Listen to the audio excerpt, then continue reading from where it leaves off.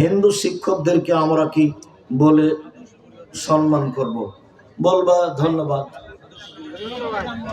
আর কিছু না। যদি বলো ওয়ালাইকুম আসসালাম, আসসালাম, একটা চলবে।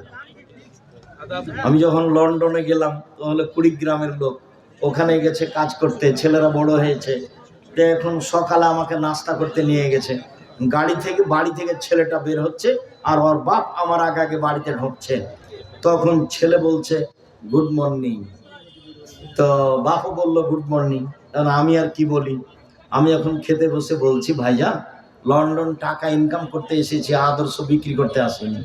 তোমরা বলো তো, কয়েক কোটি গুড মর্নিং যদি এক জায়গাতে জমা করা যায় তাহলে কিছু লাভ হবে?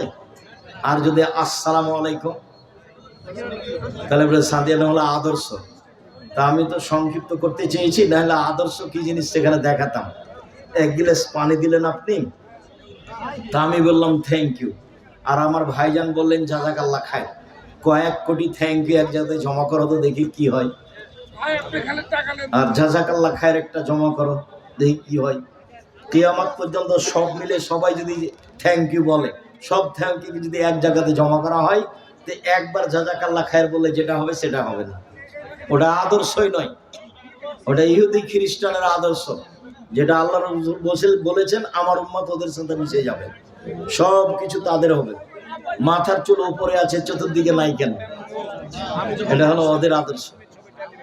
পোশাক কেন তোমার এমন, প্যান্টটা কেন টাকনুর নিচে?